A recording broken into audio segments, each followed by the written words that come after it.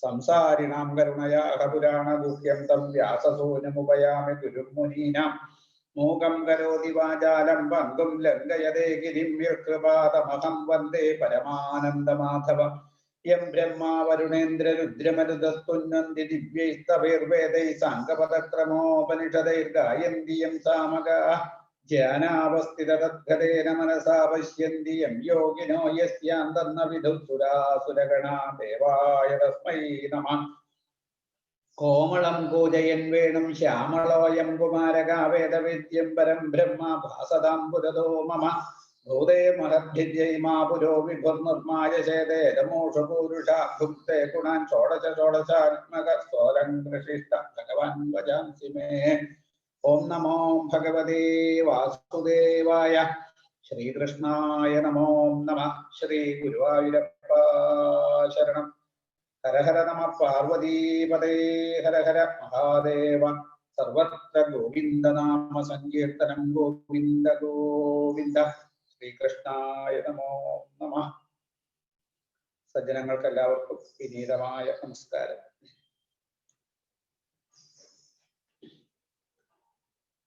ഭാഗവതം ദശമസ്കന്ധം 90 ദിവസങ്ങളിലായിട്ട് നമ്മൾ ആ ദശമസ്കന്ധത്തെ കുറിച്ച് പഠിക്കാൻ ശ്രമിക്കുക.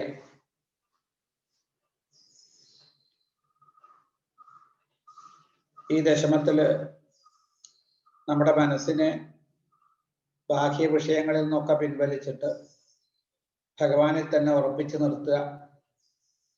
അങ്ങനെ മനസ്സ് ഈ ലോകവ്യാപാരങ്ങളിൽ നിന്ന് നിവർത്തിക്കുമ്പോൾ മനസ്സ് പതുക്കെ അടങ്ങും. ആ മനസ്സിലെ ആ സങ്കല്പ വികല്പങ്ങളൊക്കെ പതുക്കെ പതുക്കെ അടങ്ങി അത് ഈശ്വരനിലേക്ക് തിരിയും.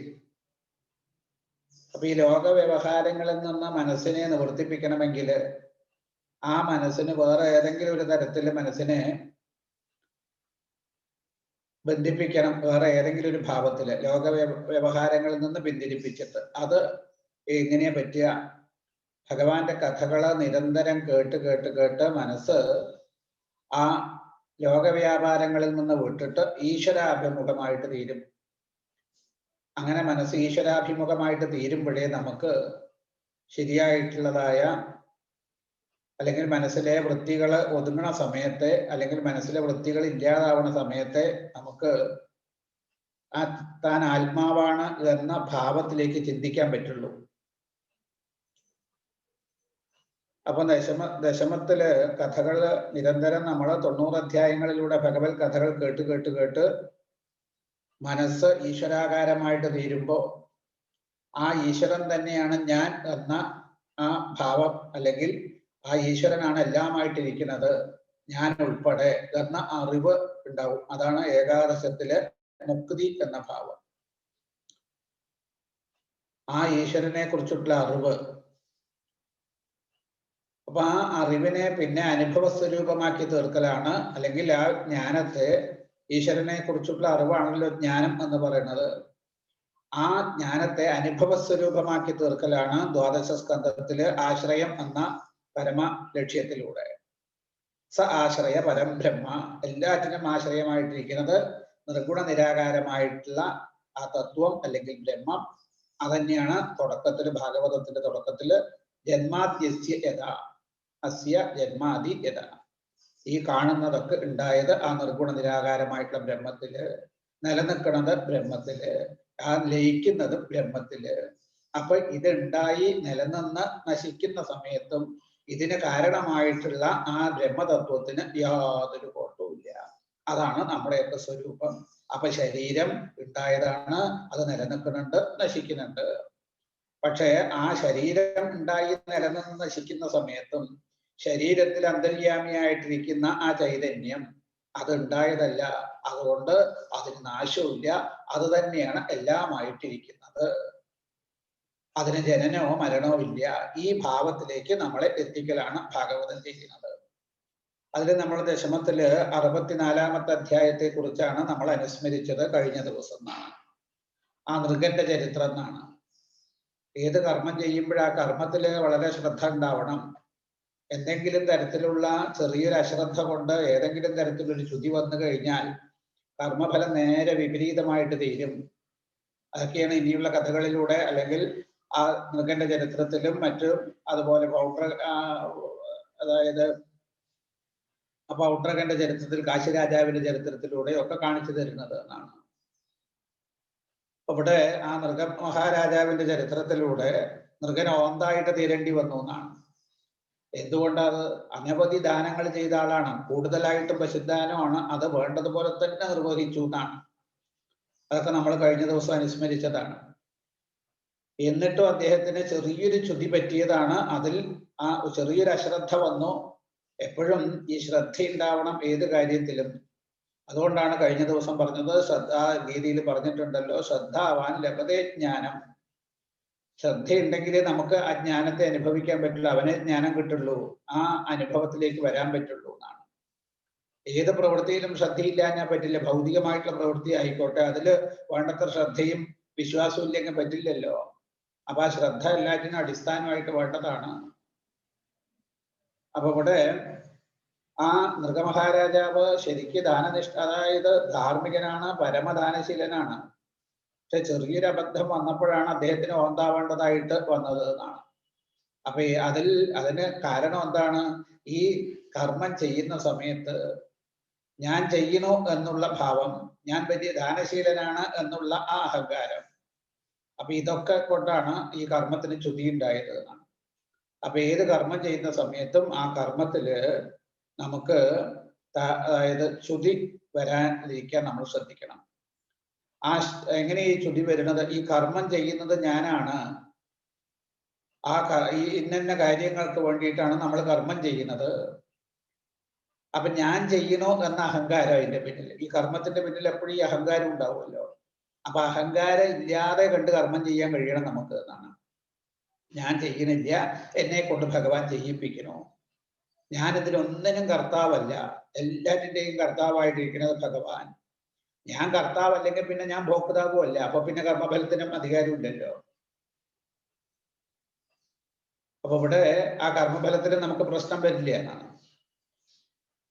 അപ്പൊ ഈ തരത്തിലാണ് ഇവിടെ നൃഗൻ കർമ്മം ചെയ്യുന്ന സമയത്ത് ഞാൻ വലിയ ദാനശീലനാണ്, അപ്പോ ഞാൻ നല്ല കർമ്മങ്ങളൊക്കെ ചെയ്യുന്നവനാണ് എന്ന അഭിമാനവും അഹങ്കാരവും അദ്ദേഹത്തിൻ്റെ ഉള്ളിൽ നന്നായിട്ടുണ്ടായിരുന്നു. വളരെ ശരിക്ക് അതായത് ശാസ്ത്രം നിർദ്ദേശിച്ച രീതിയിൽ തന്നെയാണ് അദ്ദേഹം കർമ്മങ്ങളൊക്കെ ചെയ്തത്. പക്ഷെ അതിന്റെ അപ്പുറത്ത് ഈ ഒരു ആ ഭാവം ഉള്ളിലുണ്ടായത് കൊണ്ട് അദ്ദേഹത്തിന് ചുതി പറ്റിയതാണ്. അപ്പൊ എന്താ ഇതെന്ന് മനസ്സിലാക്കേണ്ടത്? നൃഗരാജാവിന് ഭഗവാനോട് പറയുന്ന ആ സന്ദർഭത്തിൽ നമുക്ക് മനസ്സിലാക്കാൻ പറ്റും. മഹാരാജാവിന്റെ വാക്കുകളിൽ കൂടെ ഭഗവാൻ ദ്വാരകാവാസികളായിട്ടുള്ള ജനങ്ങൾക്ക് വൈദിക കർമ്മങ്ങളിലുള്ള അശ്രദ്ധയുടെയും അതുപോലെ പരദ്രവ്യാപഹരണത്തിലുള്ള ദോഷത്തിന്റെയും ഫലത്തെ ചൂണ്ടിക്കാണിച്ച് ഉപദേശിക്കുകയാണ് ചെയ്യുന്നത് എന്നാണ്. ഒരിക്കലും പരദ്രവ്യം നമ്മൾ ആഗ്രഹിക്കരുത്, മനസ്സുകൊണ്ട് പോലും പാടില്ല എന്നാണ് ശാസ്ത്രം എന്നാണ്.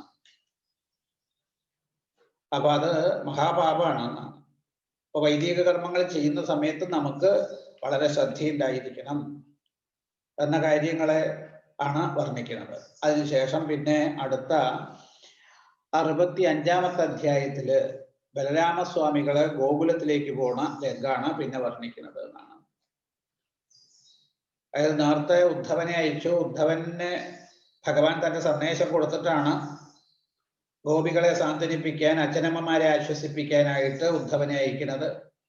എന്തുകൊണ്ടാണ് ഉദ്ധവനെ അയച്ച? ഉദ്ധവൻ ജ്ഞാനത്തില് ഭഗവാനോട് ഒട്ടും താഴെ അല്ലാത്ത ആളാണ്, ഭഗവാനോടൊപ്പം നിൽക്കുന്ന ആളാണ്. അപ്പൊ ഭഗവാനുള്ള എല്ലാ ക്വാളിഫിക്കേഷൻസും ഈ ഉദ്ധവനും ഉണ്ട് എന്ന് നമുക്ക് കണക്കാക്കാം. ആ ഭക്ത അഗ്രഗണ്യനാണ് അദ്ദേഹം എന്നാണ്, നല്ല ജ്ഞാനിയാണ് എന്നാണ്. ഏത് ഭാവത്തിൽ നോക്കിയാലും അദ്ദേഹത്തിന് കുറവില്ല. അങ്ങനെയുള്ള ഉദ്ധവനെ ഗോകുലത്തിലേക്ക് അയച്ച് ഗോകുലത്തിലെത്തിയപ്പോൾ ഉദ്ധവൻ ആ ഗോപസ്ത്രീകളുടെ പ്രഭാവം കണ്ടതോട് കൂടിയിട്ട് ഗോപസ്ത്രീകളുമായിട്ട് അദ്ദേഹം ആ ഗോപസ്ത്രീകളുടെ നിഷ്കളമായിട്ടുള്ള നിർഗുണമായിട്ടുള്ള അല്ലെങ്കിൽ ആ പരമമായിട്ടുള്ള പ്രേമം, ഭഗവത് പ്രേമം, ഭക്തി കണ്ടതോട് കൂടിയിട്ട് ഉദ്ധവന് മനസ്സിലായി തൻ്റെതായിട്ടുള്ള ഗുണങ്ങളൊന്നും ഈ ഗോപസ്ത്രീകളുടെ നിഷ്കളങ്കമായിട്ടുള്ള ഭക്തിയുടെ മുമ്പിൽ ഒന്നുമല്ല. അപ്പൊ ഉള്ളില് ഞാൻ കുറച്ചൊക്കെ അറിയുന്ന ആളാണ്, ജ്ഞാനിയാണ് എന്നുള്ള ചിന്ത ഉദ്ധവന്റെ ഉള്ളിലുണ്ടെങ്കിൽ ഗോപസ്ത്രീകളെ കണ്ടതോട് കൂടിയിട്ട് അതില്ലാണ്ടാവുകയാണ്. പിന്നെ അവരുടെ ഭക്തിയിൽ ശരിക്ക് ആ ഉദ്ധവനം കൂടി ലയിച്ച് 8-9 മാസക്കാലമാണ് ഗോകുലത്തില് ആ ഗോപസ്ത്രീകളുടെ കൂടെ ശ്രീകൃഷ്ണ ഭഗവാന്റെ ബാലലീലകളുടെ വിശേഷങ്ങളൊക്കെ അവരിൽ നിന്ന് അറിഞ്ഞ് അവിടെ തന്നെ കഴിച്ചു കൂട്ടിയത് എന്നാണ്. അത് കഴിഞ്ഞിട്ടാണ് പിന്നെ തിരിച്ച് ഭഗവാന്റെ അടുത്തേക്ക് ദ്വാരകയിലേക്ക് വരുന്നത് എന്നാണ്. അപ്പൊ ഉദ്ധവൻ വന്നു പോയതിനു ശേഷം ഗോപസ്ത്രീകൾക്ക് കുറച്ചൊരു ആശ്വാസമൊക്കെ ആയി. കാരണം ഭഗവാന്റെ സന്ദേശം അവരിടയ്ക്കിടയ്ക്ക് സ്മരിക്കുന്നതാണ്. ആ സ്മരണയില് അവര് ഭഗവാൻ ആത്മാവാണ് എന്നും ആ ആത്മാവായിട്ടുള്ള ഭഗവാൻ എല്ലാവരുടെയും ഉള്ളിൽ അന്തര്യാമിയായിട്ട് ഇരിക്കുന്നുണ്ട് എന്നും, അപ്പൊ ഭഗവാനെ വിട്ട് ആരും ഇരിക്കുന്നില്ല, ഭഗവാനെ വിട്ട് ആർക്കും നിലനിൽപ്പില്ല എന്നുള്ള കാര്യത്തെ കുറിച്ച് അവര് ഇടയ്ക്കിടയ്ക്കൊക്കെ ബോധിക്കുന്നതാണ്. പക്ഷെ ഈ വേദാന്ത തത്വങ്ങളൊക്കെ നമുക്ക് എല്ലായ്പ്പോഴും ആ പ്രാക്ടിക്കൽ ആക്കുക എന്ന് വെച്ചാൽ ചില സമയത്ത് അത് പറ്റില്ല എന്നാണ്. കഠിനമായിട്ടുള്ള ദുഃഖം വരുമ്പോൾ നമ്മൾ ആ ദുഃഖമൊക്കെ ശരീരത്തിനാണ് എന്ന് വിചാരിച്ചിട്ട് നമുക്ക് അതിൽ അതായത് അതിന് സാക്ഷിയായിട്ട് ഇരിക്കാനൊന്നും നമുക്ക് പെട്ടെന്ന് കഴിയൊന്നുമില്ല.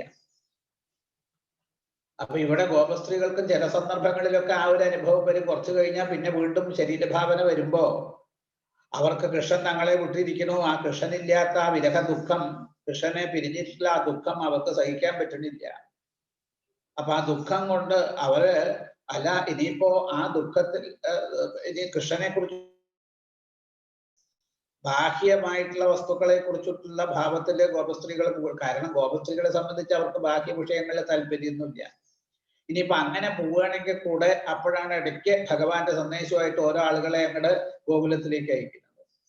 അപ്പോഴോ അവരുടെ ആ മനസ്സ് പൂർണ്ണമായിട്ട് വീണ്ടും ഭഗവാനിലേക്ക് തന്നെ വരികയാണ്. ഇപ്പൊ ഇവിടെ അങ്ങനെയല്ല, ഗോപസ്ത്രീകളുടെ മനസ്സ് ബാഹ്യ വിഷയങ്ങളിൽ രമിക്കുക എന്നുള്ള പതിവേ ഇല്ല.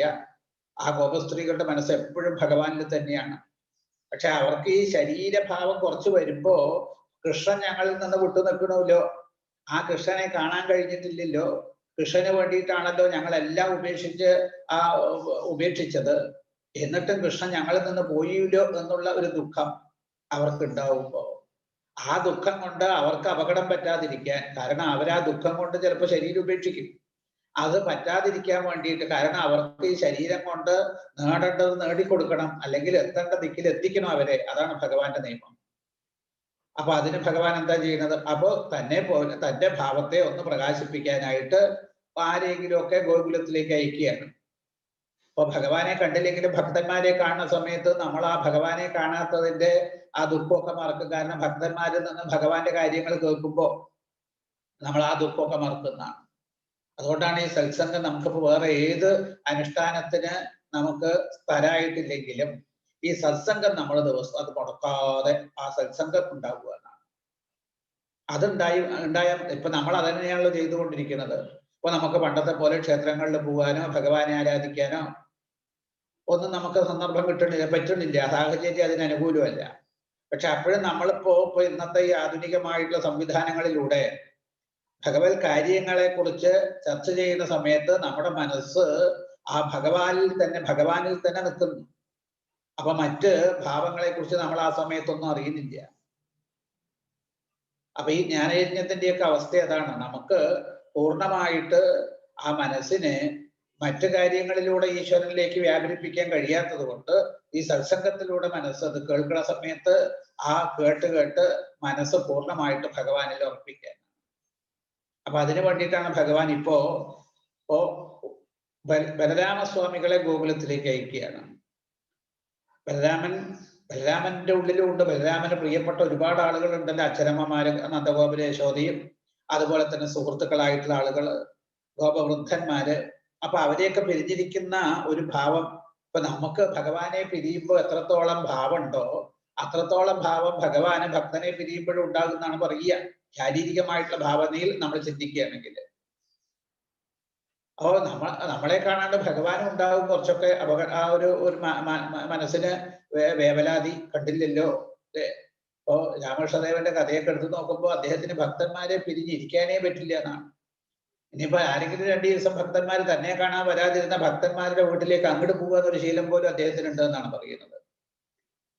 കാരണം ആ ഭക്തന്മാരുമായിട്ടുള്ള സത്സംഗം, ആ ബന്ധം അത് വളരെ വലുതാണ്.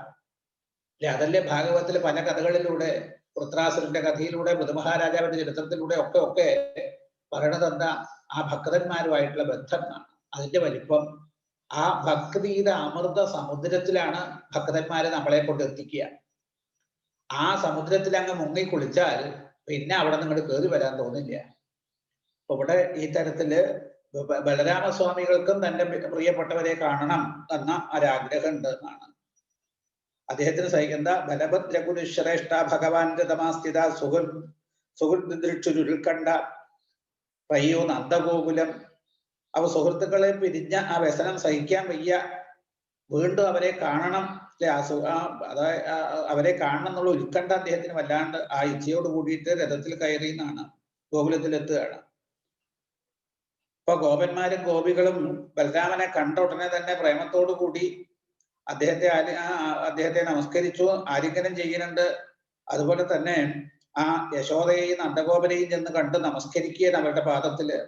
അവർ രണ്ടുപേരും ബലരാമനെ വാരിയെടുത്ത് ആലിംഗനം ചെയ്ത് മടിയിൽ വെച്ച് ആ മൂർധാവിലൊക്കെ ചുംബിച്ച് അദ്ദേഹത്തെ ആശീർവദിച്ചു എന്നാണ്.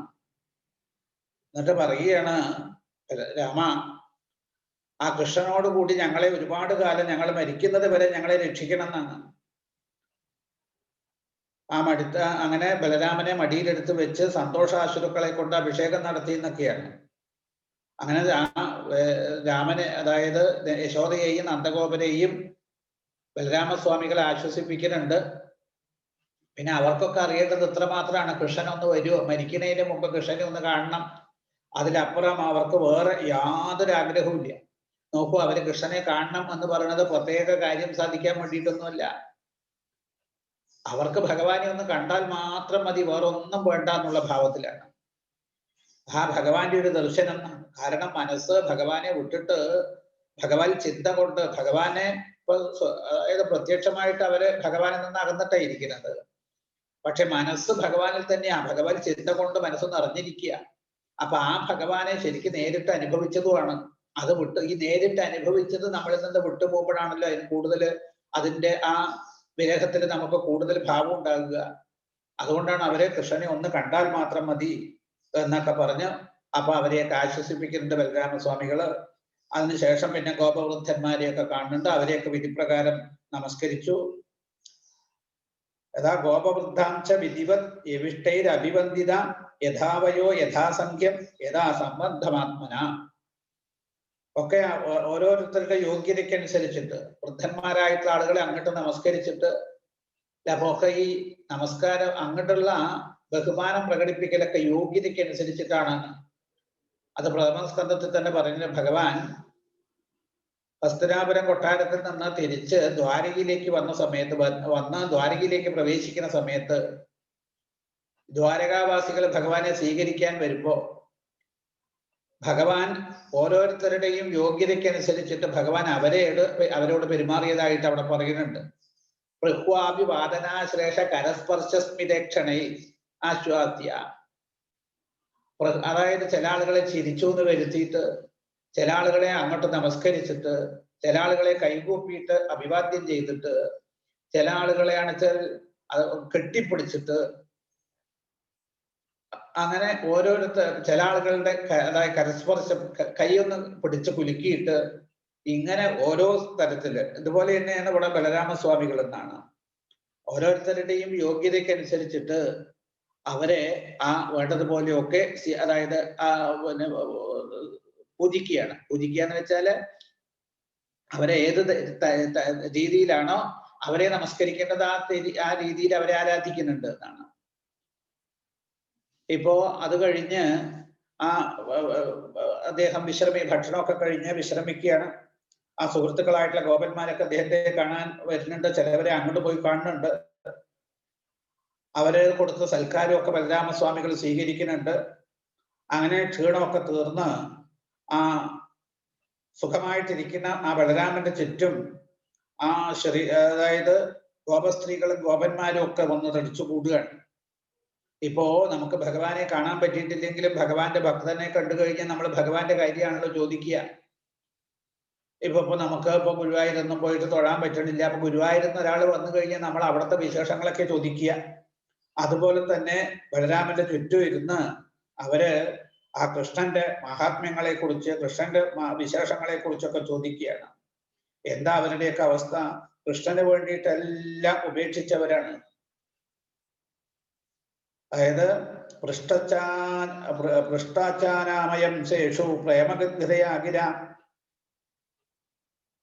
കൃഷ്ണേ കമലപത്രാക്ഷേ സംന്യസ്ത്യാകിരരാധസ. അതായത് കൃഷ്ണന് വേണ്ടിയിട്ട് എല്ലാ ഐശ്വര്യങ്ങളെയും കൃഷ്ണന് സമർപ്പിച്ചിരിക്കുകയാണ്. അവരുടേതായിട്ട് ഒന്നുമില്ല, എല്ലാം അവർ ഭഗവാന് വേണ്ടി സമർപ്പിച്ചിരിക്കുകയാണ്. അവര് ആ ഭഗവാന്റെ അതായത് കുശലത്തെ കുറിച്ച് ചോദിക്കുകയാണ്. എന്താ അവര് ചോദിച്ചത്? രാമ കച്ചിന്നോ ബാന്ധവ രാമ സർവേ കുശലമാസതെ കച്ചി സ്മരത നോ രാമ യൂയം ദാരസുധാന്യത. ഞങ്ങളുടെ ബന്ധുക്കളായിട്ടുള്ള സകലരും സുഖമായിട്ടിരിക്കുന്നുണ്ടോ? ഭാര്യാപുത്രാദികളോടൊക്കെ ചേർന്ന് ഇരിക്കുന്ന നിങ്ങള് ഇപ്പൊ ഞങ്ങളെ കുറിച്ച് എപ്പോഴെങ്കിലും ഓർമ്മിക്കാറുണ്ടോ? അപ്പൊ ദ്വാരകയിലെ ബന്ധുക്കൾക്കൊക്കെ ക്ഷേമം തന്നെയല്ലേ? ആ കൃഷ്ണൻ ഇടയ്ക്ക് എപ്പോഴെങ്കിലും ഞങ്ങളെ കുറിച്ച് ഓർക്കുന്നുണ്ടോ? അത് അവർക്ക് അത്രയും മതി.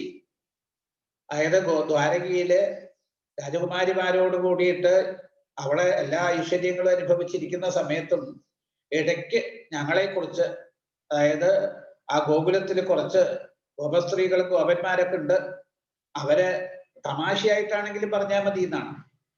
ഇനിയിപ്പൊ എന്തെങ്കിലും തരത്തില് അവരെ ചീത്ത പറയുന്ന ഭാവത്തിലാണെങ്കിലും വിരോധമില്ല. ആ തരത്തിലെങ്കിലും അവര് അങ്ങനെയെങ്കിലും ഞങ്ങളെ കൃഷ്ണൻ ഓർക്കുന്നുണ്ടല്ലോ എന്നുള്ളൊരു സമാധാനം. അപ്പൊ ഞങ്ങളെ എപ്പോഴെങ്കിലും ഞങ്ങളെ കുറിച്ച് സ്മരിക്കാറുണ്ടോ? നോക്കൂ, ഇപ്പോ കൃഷ്ണന്റെ മഹാത്മ്യം കൊണ്ട് ദിഷ്ടിയ കംസോ ഹതപ്പാപോ ദിഷ്ടിയ മുക്താ സുഹൃജന നിഹത്യ നിർജിത്യരിഭുൻവിത്യ ദുർഗം സമാശ്രിത. മഹാഭാവിയായിട്ടുള്ള കംസൻ ഭാഗ്യം കൊണ്ട് കൊല്ലപ്പെട്ടു. ആ സുഹൃത്തുക്കളായിട്ടുള്ള വസുദേവനും ഉഗ്രസേനനും ഒക്കെ ഭാഗ്യം കൊണ്ട് മോചിക്കപ്പെട്ടു. നിങ്ങൾ ശത്രുക്കളെ ഒക്കെ നിഗ്രഹിച്ചിട്ട് സമുദ്രത്തില് ശത്രുക്കൾക്കൊന്നും പ്രാപിക്കാൻ കഴിയാത്ത ആ ദ്വാരകയിലല്ലേ ഇപ്പൊ താമസിക്കുന്നത്? വളരെ നന്നായി. ഇങ്ങനെ ആ വിശേഷങ്ങളൊക്കെ ചോദിക്കുകയാണ് യാദവന്മാര്. അപ്പൊ ഗോപന്മാര് ഇപ്പോ ഗോപസ്ത്രീകളൊക്കെ അടുത്ത് വന്നു. ആ പുഞ്ചിരിച്ചുകൊണ്ട് ചോദിക്കുകയാണ്, അല്ല പട്ടണത്തില് ആ സ്ത്രീകൾക്കൊക്കെ സുഖാണോ രാമ? കച്ചിദാസ്തേ സുഖം കൃഷ്ണ പുരസ്ത്രീ ജനവല്ലഭ. പട്ടണത്തിലെ സ്ത്രീകള് ആ കൃഷ്ണ അവർക്ക് പ്രിയങ്കരനായിട്ട് കൃഷ്ണൻ മാറിയിട്ടുണ്ടോ? ആ കൃഷ്ണൻ ആ സ്ത്രീകളോട് കൂടിയിട്ട് സുഖമായിട്ടിരിക്കുന്നുണ്ടോ? പിന്നെ ഇടയ്ക്ക് എപ്പോഴെങ്കിലും കച്ചി സ്മൃതി വാബന്ധുൻ വിതരം മാതരഞ്ജസ, ഈ അച്ഛനമ്മമാരെയോ ഞങ്ങളെ പോലുള്ള ബന്ധുക്കളെയോ എപ്പോഴെങ്കിലും കൃഷ്ണൻ ഓർക്കുന്നുണ്ടോ? ഞങ്ങളെ ആശ്വസിപ്പിക്കാൻ, അല്ല അച്ഛനമ്മമാരെ ഒന്ന് ആശ്വസിപ്പിക്കാൻ, അവരെ കാണാനായിട്ട് എപ്പോഴെങ്കിലും കൃഷ്ണൻ ഒന്ന് ഇങ്ങോട്ട് വരുമോ? ഞങ്ങൾ ചെയ്തതെന്താ? എല്ലാം കൃഷ്ണന് വേണ്ടിയിട്ടൊക്കെ ഉപേക്ഷിച്ചു. ആ കൃഷ്ണനുള്ള നിഷ്കളങ്കമായിട്ടുള്ള ഭക്തി, അതിനു വേണ്ടിയിട്ട് ഞങ്ങളെല്ലാം ഉപേക്ഷിച്ച് കൃഷ്ണനെ ആശ്രയിച്ചവരാണ്. അപ്പൊ ഞങ്ങള് കൃഷ്ണനോട് ചെയ്തിട്ടുള്ള കൈങ്കര്യത്തെ കുറിച്ച് എപ്പോഴെങ്കിലും കൃഷ്ണൻ ഓർമ്മിക്കാറുണ്ടോ? ഇവിടെ നോക്കൂ, ഒരു ജീവനെ സംബന്ധിച്ചിട്ട് ഉപേക്ഷിക്കാൻ കഴിയാത്തതായിട്ടുള്ള മാതരം പിതരം ഭ്രാതൃൻ പതിൻ പുത്രാൻ സുസുർഗവി യഥർത്ഥേ ജഹിമദാശാർഹ ദുസ്ത്യജാൻ സ്വജനാൻ പ്രഭോ. രാമ, സാധാരണക്കാർക്ക് ഉപേക്ഷിക്കാൻ കഴിയാത്തതായിട്ടുള്ള അച്ഛൻ, അമ്മ, സഹോദരന്മാര്, സഹോദരിമാര്, ഭർത്താക്കന്മാര്, പുത്രന്മാര്, ഇങ്ങനെയുള്ള ബന്ധത്തെയൊക്കെ ഞങ്ങൾ ഉപേക്ഷിച്ച് ആ ഭഗവാനെ സേവിക്കാൻ വേണ്ടിയിട്ട് ഇതിനെയൊക്കെ ഉപേക്ഷിച്ച കൂട്ടരാണ് ഞങ്ങള്. അപ്പൊ അങ്ങനെയുള്ള ഞങ്ങളുടെ ആ സ്നേഹത്തെയും സൗഹാർദ്ദത്തെയും കൃഷ്ണൻ ഉപേക്ഷിച്ചിട്ടാണ്, എത്ര പെട്ടെന്നാണ് ഞങ്ങളെ ഉപേക്ഷിച്ചിട്ട് ഞങ്ങളെ പിരിഞ്ഞു പോയത്. ആദ്യകാലത്തൊക്കെ നിങ്ങളെ പിരിഞ്ഞ അരനിമിഷം പോലും ഞാൻ ഇരിക്കില്ല എന്ന് പറഞ്ഞ ആളാണ്. പക്ഷെ അങ്ങനെയുള്ള സൗഹാർദ്ദമൊക്കെ അതായത് അതിനെയൊക്കെ ഉപേക്ഷിച്ചു കൃഷ്ണൻ, ഞങ്ങളെ വിട്ടുപോയി. ആ കൃഷ്ണന്റെ വാക്ക് വിശ്വസിച്ചു എന്നാണ്.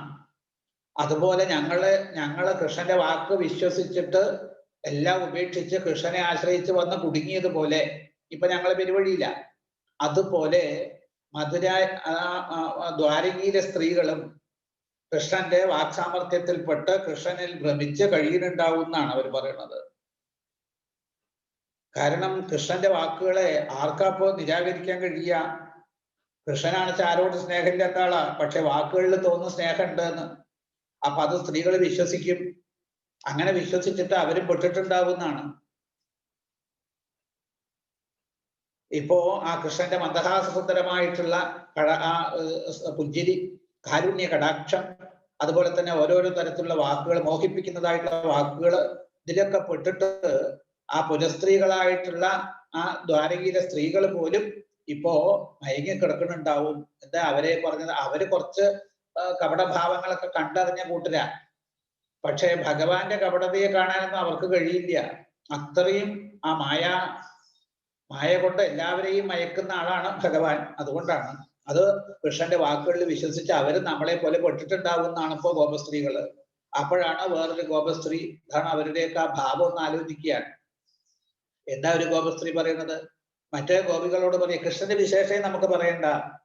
കിം നസ്തൽ കഥയാ ഗോപ്യ കഥാ കഥയഥാപര യാത്യസ്മാഭിർവിനാകാലോ യതി തസ്യ തദൈവന. ഗോപികളെ, നിങ്ങൾ കൃഷ്ണന്റെ കഥ പറഞ്ഞുകൊണ്ടിരുന്നിട്ട് യാതൊരു കാര്യമില്ല. വേറെ വല്ലതും പറയൂ. നമ്മളെ കൂടാണ്ട് അവന് കാലം കഴിക്കാമെങ്കിൽ നമുക്ക് അവനെ കൂടാണ്ടേയും കാലം കഴിച്ചുകൂടെ എന്നാണ്. ഇത് അവരെ ഉള്ളിൽ തട്ടി പറയുന്നതാ. അവർക്ക് ഭഗവാനെ പിരിഞ്ഞ് അവരുടെ മനസ്സ് ഭഗവാനിൽ നിന്ന് വിട്ടു നിൽക്കണേ ഇല്ല. അവരെന്താ പറയുന്നത്? വീട്ടുകാര്യങ്ങളൊക്കെ മറക്കണോ കൃഷ്ണനെ ഓർത്തിട്ട്? കാരണം ഏത് കാര്യം ചെയ്യുമ്പോഴും ആ കൃഷ്ണനിൽ മനസ്സുറയ്ക്കുന്നത് കൊണ്ട് മറ്റു കാര്യങ്ങളൊന്നും ഞങ്ങൾക്ക് ചെയ്യാൻ പറ്റുന്നില്ല. അപ്പോഴാണ് അവര് പറയുന്നത്, ഇനി കൃഷ്ണന്റെ കഥയെ നമുക്ക് പറയണ്ട. നമ്മളെ കൂടാണ്ട് കൃഷ്ണൻ ഇരിക്കാമെങ്കിൽ നമുക്ക് കൃഷ്ണനെ കൂടാതെ ഇരിക്കാൻ പറ്റുമെന്ന് നമുക്കൊന്ന് നോക്കണ്ടേന്നാണ്. അവരുടെ ആ ഭക്തിയുടെ പ്രഭാവം, ശരിക്കും ആ തീവ്രതയാണ് ആ ശ്ലോകത്തിൽ കാണിച്ചു തരുന്നത്. ഇതി പ്രഹസിതം ശൗര്യ ജൽപ്പിതം ചാരുവീക്ഷിതം ഗതിം പ്രേമപരീക്ഷ സ്മരന്ത്യൊരു ദുസ്ത്രീയ.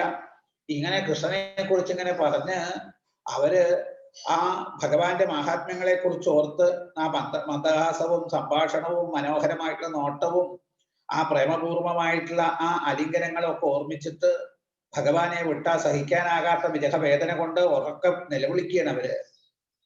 അപ്പൊ അവരുടെ ഈ തരത്തിലുള്ള ഈ പ്രഭാവം കണ്ടപ്പോ, അവരുടെ ആ ദുഃഖം കണ്ടപ്പോൾ സംഘർഷണസ്ഥ കൃഷ്ണസ്യ സന്ദേശ ഹൃദയംഗമേ സ്വാന്തയാമാസ ഭഗവാൻ നാനാനുനയ ഗോവിത. അപ്പൊ ആ പരിശുദ്ധ പ്രേമം കൊണ്ട്, ആ കൃഷ്ണഭക്തി കൊണ്ട് കരയുന്ന ഗോപികളെ പല വിധത്തിലുള്ള വാക്കുകളെ കൊണ്ട്, ശരിക്കും ബലരാമനൊക്കെ വാക്കുകളെ കൊണ്ട് പറഞ്ഞ അവരെ സമർത്ഥന, ശരിക്ക് ഓരോ വാക്കുകളിലൂടെ ആശ്വസിപ്പിക്കാൻ കഴിയുന്ന ആളാണ്. അങ്ങനെ ആ സമർത്ഥനായിട്ടുള്ള ബലരാമൻ അവരുടെ മനസ്സിനെ ആനന്ദിപ്പിക്കുന്നതായിട്ടുള്ള കൃഷ്ണൻ പറഞ്ഞുവിട്ട സന്ദേശങ്ങളൊക്കെ അവർക്ക് പറഞ്ഞു കൊടുത്തിട്ട് അവരെ സമാധാനിപ്പിക്കുകയാണ്. കൃഷ്ണന്റെ സന്ദേശമായിട്ട് വന്നതാ, നിങ്ങളെ ഓർത്തുകൊണ്ടേയിരിക്കുകയാണ് കൃഷ്ണൻ. നിങ്ങളെ ആശ്വസിപ്പിക്കാൻ വേണ്ടിയിട്ടാണ് ഇപ്പൊ എന്നെ ഇങ്ങോട്ട് അയച്ചത് എന്ന് പറഞ്ഞ് നിങ്ങൾക്ക് പ്രിയപ്പെട്ടവനായിട്ടുള്ള കൃഷ്ണന്റെ സന്ദേശം ഞാൻ പറയാമെന്നും പറഞ്ഞ് ആ സന്ദേശമൊക്കെ അവരെ കേൾപ്പിക്കുന്നുണ്ട്. സന്ദേശം നേരത്തെ പറഞ്ഞ് തന്നെ ഇവിടെ അത് പ്രത്യേകം പറയണതൊന്നുമില്ല. കൃഷ്ണൻ ആത്മാവാണെന്നുള്ള തത്വം തന്നെയാണ്. അങ്ങനെ കൃഷ്ണന്റെ വിശേഷങ്ങളൊക്കെ പറഞ്ഞ് 2 മാസക്കാലം ബലരാമസ്വാമികള് ഗോകുലത്തിൽ കഴിച്ചു കൂട്ടിയതാണ് പറയണത്. മേടം ഇടവം ഈ 2 മാസക്കാല. ദൗമാസോ തത്ര ജാവാസിൽ മധു മാധവമേവജ. അങ്ങനെ 2 മാസക്കാലം ചൈത്രം വൈശാഖം ഈ 2 മാസങ്ങള് ഗോകുലത്തിൽ താമസിക്കുക. അപ്പൊ ഒരു ദിവസം നല്ല പൂർണ്ണചന്ദ്രൻ ആകാശത്തില് പ്രകാശിച്ചുകൊണ്ട് നിൽക്കുന്ന സമയത്ത് ധാരാളം ആമ്പൽപ്പൂക്കളൊക്കെ അങ്ങനെ വിടർന്ന് സുഗന്ധം പൂരിതമായിട്ട് ആ തീർന്ന സമയത്ത് യമുനാ തടത്തിലെത്തി ഗോപസ്ത്രീകളോട് കൂടിയിട്ട് അവിടെ ആനന്ദിക്കുകയാണ്. അപ്പോഴാണ് ഇങ്ങനെ ആ ഉപവനത്തില്, യമുനാ തീരത്തുള്ള ഉപവനത്തില് ഗോപസ്ത്രീകളുമായിട്ട് ആനന്ദിച്ചുകൊണ്ടിരിക്കുമ്പോൾ ഭഗവാനെ പ്രീതിപ്പെടുത്താൻ വേണ്ടിയിട്ട് വരുണൻ കൽപ്പിച്ചതിനനുസരിച്ചിട്ട് വാരുണി എന്നാണ്, വാരുണി എന്ന് വെച്ചാൽ മദ്യത്തിന്റെ ദേവതയായിട്ടാണ് പറയുക. ആ വാരുണി എന്താ ചെയ്തത്? ആ വനത്തിലെ ഒരു വലിയൊരു വൃക്ഷം, കടമ്പ് വൃക്ഷത്തിലെ പൊത്തിൽ കൂടെ ആ അമൃതതുല്യമായിട്ടുള്ള തേൻ ഇങ്ങനെ ഒഴുകി വരികയാണ്. തേൻ ഒഴുക്കിയെന്നാണ്, അത് ബലരാമന് വേണ്ടിയിട്ട്. അപ്പൊ ആ തേനിന്റെ ഗന്ധം കേട്ടതോടുകൂടെ ബലരാമൻ ആ ഗോപസ്ത്രീകളോട് കൂടിയിട്ട് അവിടെ എത്തി ആ മധു, ആ വൃക്ഷ കോടരത്തിൽ നിന്ന് വരുന്ന, വൃക്ഷത്തിന്റെ പൊത്തിൽ നിന്ന് വരുന്ന ആ മധു വേണ്ടതുപോലെ പാനം ചെയ്തു എന്നാണ്. ഇവിടെയാണ് ബലരാമൻ മദ്യം കഴിക്കുന്ന ആളാണെന്നൊക്കെ ആളുകൾ പറയുക. ഇവിടെ മദ്യമല്ല കഴിച്ചിരിക്കുന്നത്, അത് നമ്മൾ പ്രത്യേകം ധരിക്കണം. വാരുണി ദേവി സ്വർഗത്തിൽ നിന്ന് കൊണ്ടുവന്ന് ആ വൃക്ഷകോടരത്തിലൂടെ ഒഴുക്കിയതാണ്. അപ്പൊ സാധാരണ നമ്മളെ ശരീര അതായത് നമ്മൾ ഇപ്പൊ സാധാരണക്കാര് കഴിക്കുന്ന മദ്യത്തിന്റെ ഭാവത്തിലല്ല ഇവിടെ. സ്വാമിജി പറയാറുണ്ട്, ഈ ജ്ഞാനികൾക്ക് ബ്രഹ്മകുഹരെന്ന് അങ്ങനെ എന്തോ പറയും, എനിക്കത് നല്ല ഓർമ്മ കിട്ടിയിട്ടില്ല. അത് ജ്ഞാനികൾക്ക് തന്നെ ആ ജ്ഞാനാനുഭൂതിയില് അല്ലെങ്കിൽ അതിന്റെ ആ വേണ്ടതുപോലുള്ള ആ നിഷ്ഠകളൊക്കെ ചെയ്ത് അവർക്ക് അവരുടെ ഉള്ളിൽ നിന്ന് തന്നെ അമൃതവർഷം ഉണ്ടാകുന്നതാണ്. ആ ജ്ഞാനാനുഭൂതിയില് അവർക്ക് ഈ ബ്രെയിനിന്റെ ചുറ്റുമായിട്ട്, അതായത് ശിരസില് ഈ ഭാഗത്തിൽ നിന്ന് ഈ അമൃത പ്രവാഹം ഉണ്ടാകും അത്രേ. അത് ഈശ്വരാനുഭൂതിയാണ്. അപ്പൊ ആ നിലയിലൊരു അമൃതാനന്ദാനുഭൂതി, ഒരു പ്രത്യേക ലഹരി ഭക്തി എന്ന് വെച്ചാൽ തന്നെ ഒരു ലഹരിയാണല്ലോ. അപ്പൊ ആ ലഹരി അപ്പൊ തന്നിൽ തന്നെ ഉണ്ടായിട്ടുള്ളതാണ് ശരിക്കും പറഞ്ഞാല്. വൃക്ഷകോടം എന്ന് വെച്ച് നമ്മളിപ്പോ ഈ ബ്രഹ്മരന്ധ്രത്തിന്റെ ചുറ്റുമായിട്ടായിരിക്കണം അങ്ങനെ ഒരു സങ്കല്പം ഉണ്ടായിരിക്കുക. അപ്പൊ അവിടെ നിന്ന് വരുന്ന ഈ അമൃതാനുഭൂതിയെ ശരിക്കും ആസ്വദിക്കുകയാണ്. അല്ലാണ്ട് മദ്യം കഴിച്ച് സാധാരണക്കാര് കഴിക്കുന്ന മദ്യം കഴിച്ചിട്ട്, ഇപ്പൊ സാധാരണക്കാര് കഴിക്കുന്ന മദ്യം പോലെ അവരുടെ ശരീരത്തെ മറക്കാൻ വേണ്ടിയിട്ട് കഴിക്കുന്നതാണ്. ഇവിടെ അങ്ങനെയല്ല. അവിടെ ശരീരത്തെ മറന്ന ബോധമില്ലാണ്ടാവുകയാണ് സാധാരണക്കാരുടെ അവസ്ഥ. ഇവിടെ അതല്ല. ആ ആനന്ദാനുഭൂതി ശരിക്കും അനുഭവിക്കുകയാണ്. ആ ശരീരഭാവത്തെ പൂർണ്ണമായിട്ട് വിട്ടിട്ട് ശരിക്കും ബ്രഹ്മാനന്ദാനുഭൂതി, ശരിക്കും ആനന്ദാനുഭൂതി, ശരിക്കും ആനന്ദം, സച്ചിദാനന്ദം അനുഭവിക്കലാണ്. അല്ലാണ്ട് വേറെ മദ്യം കഴിക്കലല്ല. അങ്ങനെ ആ ആനന്ദ ലഹരിയിൽ എങ്ങനെ അദ്ദേഹം ആറാടുകയാണ്. അങ്ങനെ കുറച്ചു കഴിഞ്ഞു. രാമന്റെ ചരിത്രങ്ങള് ആ ഗോപസ്ത്രീകൾ ഇങ്ങനെ കീർത്തിച്ചു കൊണ്ടിരിക്കുന്നു. അത് കേട്ട് സന്തുഷ്ടനായിട്ട് ആ വനങ്ങളിലൊക്കെ വിഹരിച്ചുകൊണ്ടിരിക്കുകയാണ്. സൃഗു ഏകകുണ്ടലോ മത്തോ വൈജയന്ത്യാജമാലയ, ആ പലവിധത്തിലുള്ള മാലകളൊക്കെ ധരിച്ച് വൈജയന്തി മാലയെ കണിഞ്ഞ് അതുപോലെ ഏകകുണ്ടലം ധരിച്ച് ആ ഗോപസ്ത്രീകളോട് കൂടിയിട്ട് ആനന്ദിച്ചുകൊണ്ട് ബലരാമൻ ശോഭിക്കുകയാണ് ആ യമുനാ തീരത്ത്. അപ്പോഴാണ് ഭഗവാന് യമുനാ നദിയിൽ ക്രീഡിക്കണം, ജലക്രീഡ നടത്തണം എന്നൊരാഗ്രഹം തോന്നി. ആ കാളിന്തിയെ വിളിച്ചു എന്നാണ്. അപ്പൊ കാളിന്തി വിചാരിച്ചത് എന്താ, ആ രാമൻ ഇപ്പോ മദ്യം കഴിച്ച് ബോധം ചെയ്യാണ്ടിരിക്കുകയാണ് എന്ന ഒരു തോന്നല്. മറ്റുള്ളവരുടെ കണ്ണിൽ അങ്ങനെയാണല്ലോ മറ്റുള്ളവരുടെ, കാരണം നമ്മുടെ മനസ്സിലെ ഭാവന എങ്ങനെ അതിനനുസരിച്ച് നമുക്ക് മറ്റുള്ളവരെ വിലയിരുത്താൻ പറ്റുള്ളൂ. എപ്പോഴും സ്വാമിജി പറയും, ഒരു ജ്ഞാനിക്ക് വേറൊരു ജ്ഞാനിയെ മനസ്സിലാക്കാൻ പറ്റുള്ളൂ, ഒരു മഹാത്മാവിനെ വേറൊരു മഹാത്മാവിനെ മനസ്സിലാക്കാൻ പറ്റുള്ളൂ എന്നാണ്. അപ്പൊ ഇവിടെ യമുനയ്ക്ക് ബലരാമന്റെ പ്രഭാവത്തെ കുറിച്ച് ശരിക്കും അറിയില്ല. സാധാരണ ഭാവത്തില് യമുന കണ്ടിട്ടുള്ളൂ. മദ്യം കഴിച്ച് നടക്കുന്ന ഒരു സാധാരണക്കാരൻ എന്ന ഭാവത്തിലാണ് ഇപ്പൊ യമുന ബലരാമനെ കണ്ടത്. അപ്പോ ബലരാമൻ വിളിക്കുന്ന വിളി കേട്ടു തന്നെ നടിച്ചില്ല എന്നാണ്. അപ്പൊ താൻ വിളിച്ചിട്ട് വരാതിരിക്കുന്നത് കൊണ്ട് കുപിതനായി ബലരാമൻ എന്താ ചെയ്തത്, ആ അഹങ്കാരിയായിട്ട് തന്നെ ഇപ്പൊ ഞാൻ ശരിയാക്കി തരാനാണ്, നീ ശരിക്കും പാപിഷ്ഠയാണ്, ഞാൻ വിളിച്ചിട്ട് നീ എന്നെ അവമാനിച്ചുകൊണ്ട് വരാതിരിക്കുകയാണ്, അതുകൊണ്ട് നിന്റെ അതായത് ഗർവ് അഹങ്കാരത്തെ ഞാൻ ഇപ്പൊ ശമിപ്പിക്കാം. ഈ നദിയുടെ അഹങ്കാരം എന്ന് വെച്ചാൽ അതിന്റെ ഒഴുക്ക. അപ്പൊ ആ ഒഴുക്കിനെ ഒന്ന് തടസ്സപ്പെടുത്തുക എന്നാണ്. അതാണ് നമ്മളെ ഈശ്വരൻ അനുഗ്രഹിക്കുക. ഏതൊന്നിലാണോ നമുക്ക് അഹങ്കാരം അതിനെ ഇല്ലാണ്ടാക്കുക ഭഗവാൻ. അപ്പൊ നമ്മുടെ അഹങ്കാരം പോകുന്നതാണ്. അപ്പൊ നദിയുടെ അഹങ്കാരം എന്ന് വെച്ചാൽ അതിന്റെ ഒഴുക്കിലാണ് ആ ഗർവ്. അപ്പൊ ഭഗവാൻ എന്താ ചെയ്തത്, ബലരാമൻ തന്റെ കലപ്പ കൊണ്ട് ആ നദിയെ അതായത് യമുനയെ കുത്തി അങ്ങ് വലിക്കുകയാണ്. പല വഴിയിലായിട്ട് ഒഴുക്കണം എന്നുള്ള ഭാവത്തിലാണ്. ഇപ്പോഴാണ് യമുനയ്ക്ക് കാര്യം മനസ്സിലായത്. അപ്പോ വേഗം തന്നെ പേടിച്ചു പറിച്ച് ബലരാമന്റെ കാക്കല് വീണു എന്നാണ്.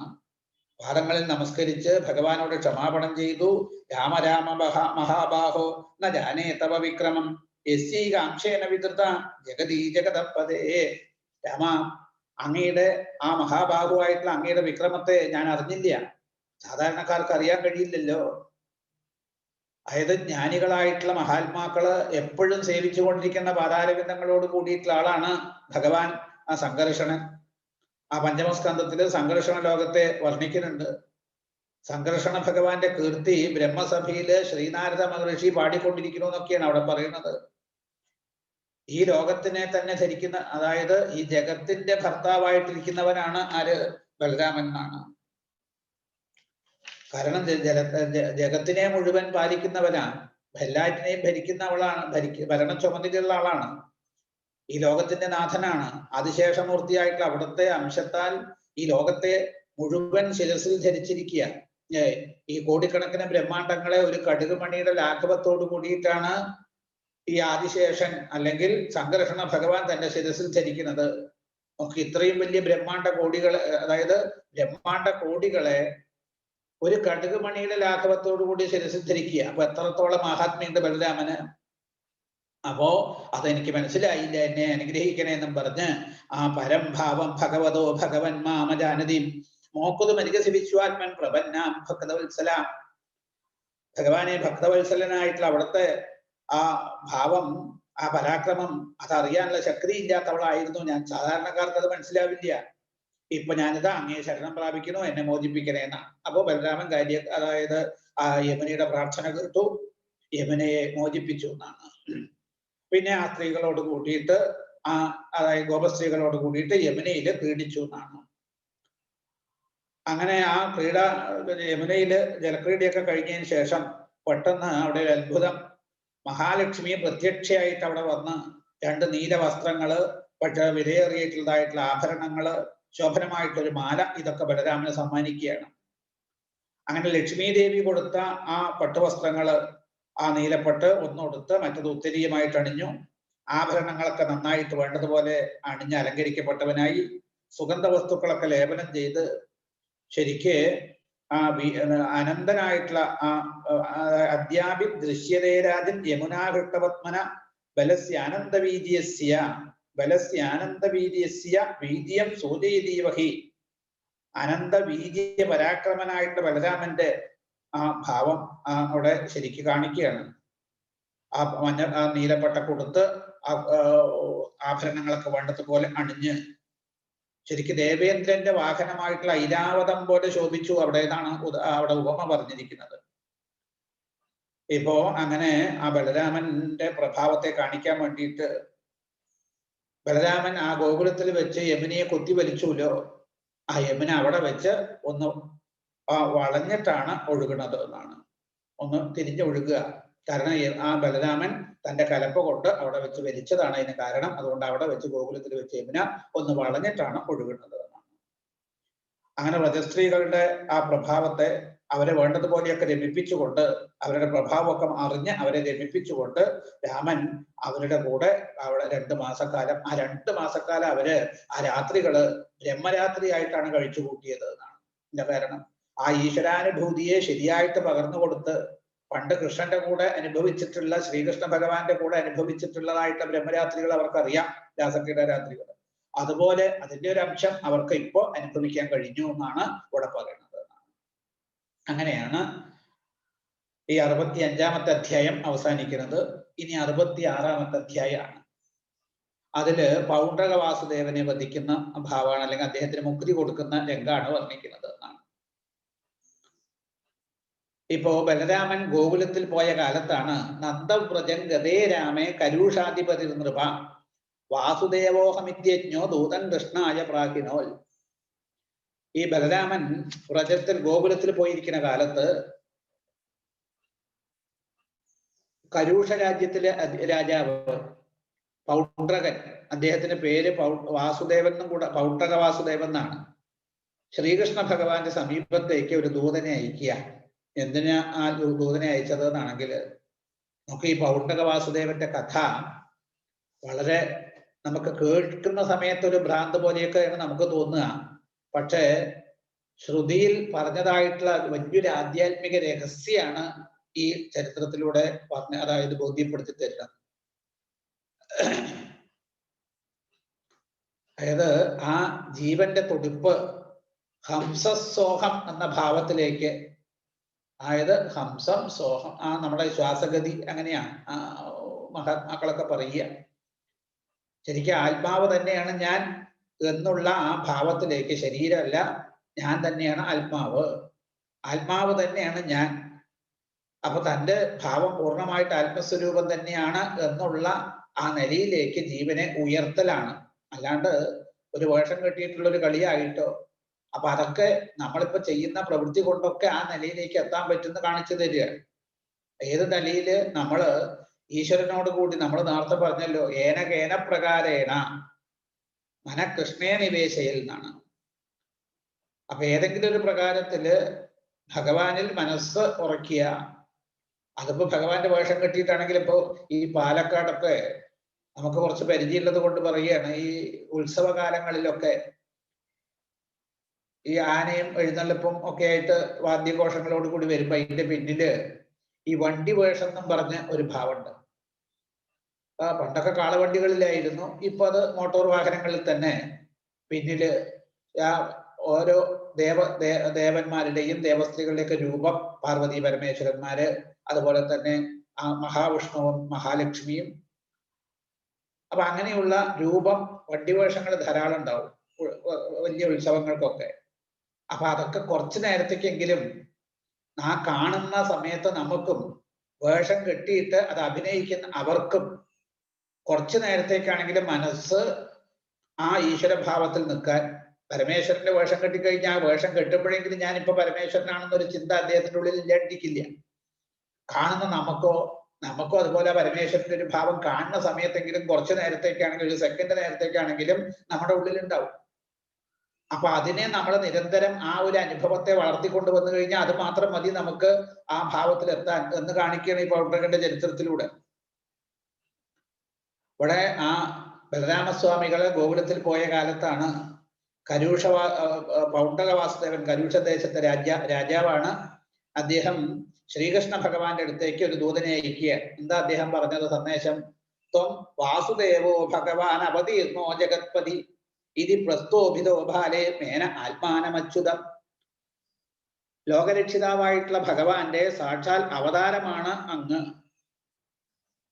ഇപ്പോ ഇദ്ദേഹത്തെ ലോകരക്ഷിതാവായിട്ടുള്ള വാസുദേവനാണെന്ന് അദ്ദേഹത്തിന്റെ സ്തുതിപാഠകന്മാരൊക്കെ വന്ന് സ്തുതിക്കും. അപ്പൊ ഇയാൾ എന്താ വിചാരിച്ചത്?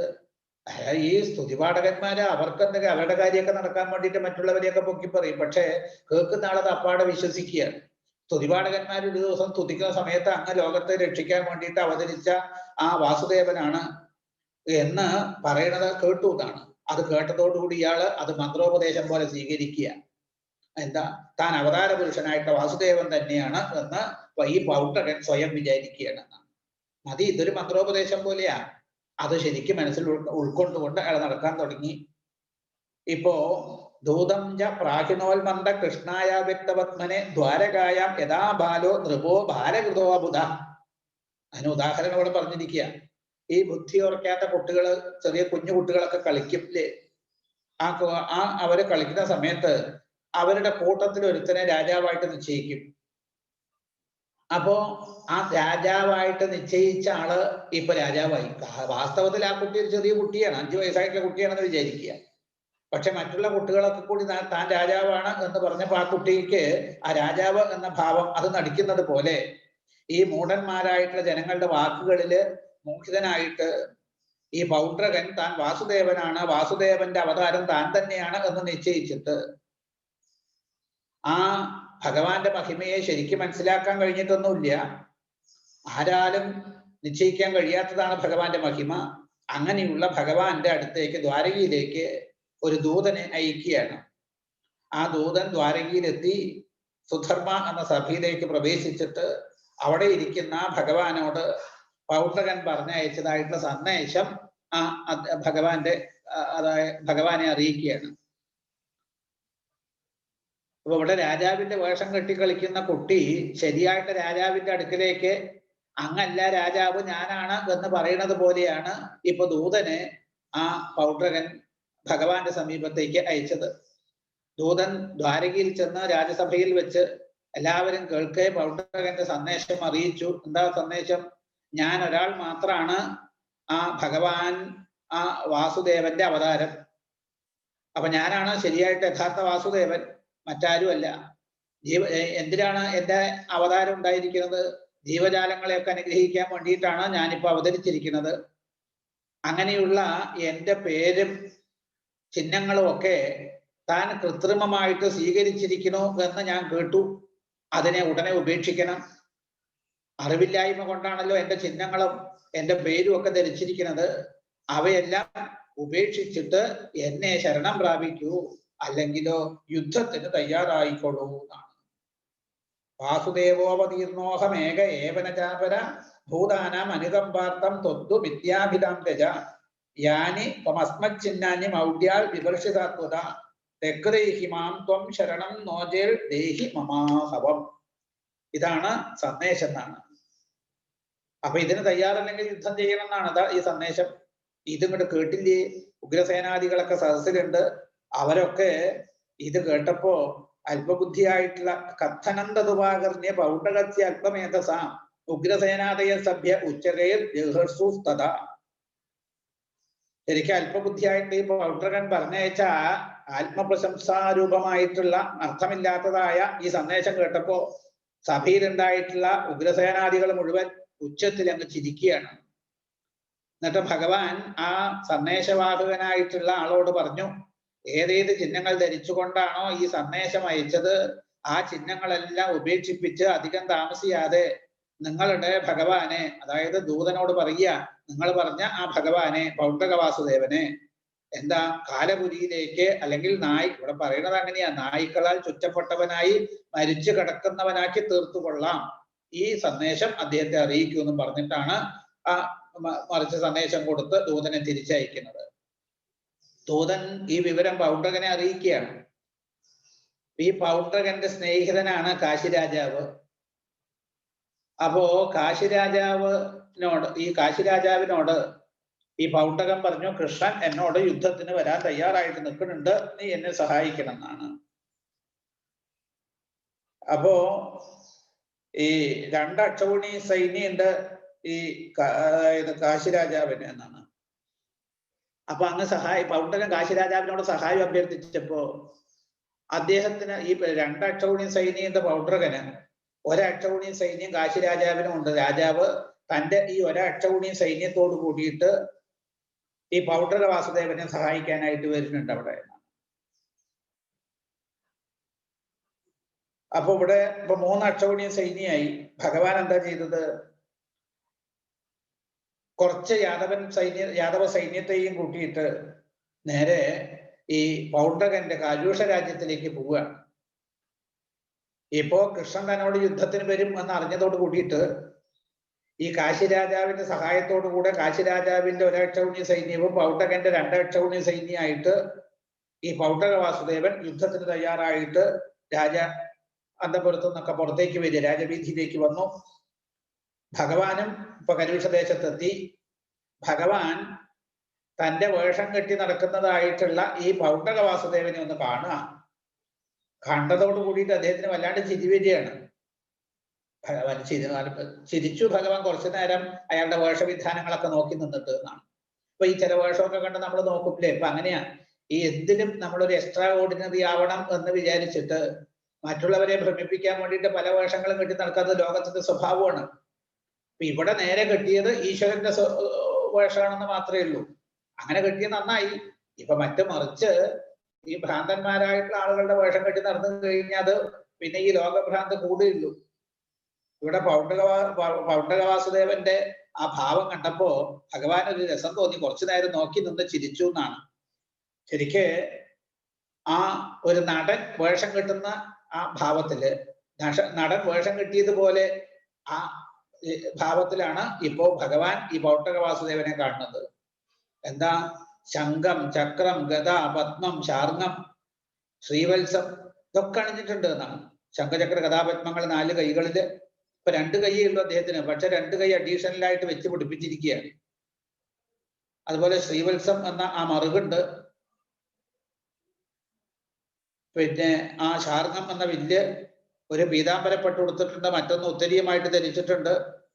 കൗസ്തുഭം പോലെ ഒരു രത്നം കഴുത്തിൽ ധരിച്ചിട്ടുണ്ട്.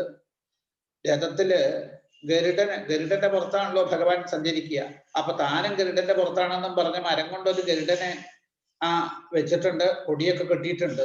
അതിന്റെ മീതെയാണ് ഈ രഥത്തിന്. ഈ ഗരുഡന്റെ രൂപത്തില് മരം കൊണ്ടുണ്ടാക്കിയുള്ള ഗരുഡന് പറക്കാൻ കഴിയില്ലല്ലോ. അപ്പൊ ഇയാൾ എന്താ ചെയ്തത്? രഥത്തിന്റെ മീതെ ഈ ഗരുഡനെ വെച്ചു, അതിന്റെ മീതെ കയറിയിരിക്കുകയാണ്. അപ്പൊ രഥം സഞ്ചരിക്കുമ്പോ ഗരുഡന്റെ പുറത്ത് സഞ്ചരിക്കുകയാണെന്ന് അയാളുടെ ഭാവം എന്നാണ്. അതുപോലെ തന്നെ വിലമതിക്കാൻ കഴിയാത്ത രത്നം പതിച്ച കിരീടം ശിരസില്, കാതില് തിളങ്ങുന്ന മകരകുണ്ടലങ്ങള്. അപ്പോ ശ്രീകൃഷ്ണ ഭഗവാൻ ഉള്ളതുപോലെ എല്ലാം കൃത്രിമമായിട്ട് നിർമ്മിച്ച് ധരിച്ചു നിൽക്കുകയാണ്. ഇത് കണ്ടപ്പോ നടൻ വേഷം കെട്ടി അഭിനയിക്കാൻ രംഗത്ത് വന്നതുപോലെ തോന്നി ഭഗവാന്. അവനെ കണ്ടപ്പോ ഭഗവാൻ ഹരി വളരെ നേരം ചിരിച്ചു എന്നാണ്. ആ ചിരിയിലൂടെ ഈ പൗഡ്രകന്റെ ഉള്ളിൽ ഏതെങ്കിലും തരത്തിലുള്ള പാപവാസനകൾ ഉണ്ടെങ്കിൽ ഭഗവാൻ അത് മുഴുവൻ ഇല്ലാണ്ടാക്കി എന്നാണ്. ഭഗവാന്റെ ഒരു പുഞ്ചിരി പോലെ എല്ലാം ഏത് തരത്തിലുള്ള അഹങ്കാരത്തെയും ഇല്ലാണ്ടാക്കാൻ. അത് കഴിഞ്ഞ് പിന്നെ ഭഗവാന്റെ നേരെ ആയുധങ്ങളൊക്കെ പ്രയോഗിക്കുകയാണ് ഈ പൗഡ്രക വാസുദേവൻ എന്നാണ്. ഒരുപാട് ആയുധങ്ങളൊക്കെ പ്രയോഗിക്കുന്നുണ്ട് അവിടെ.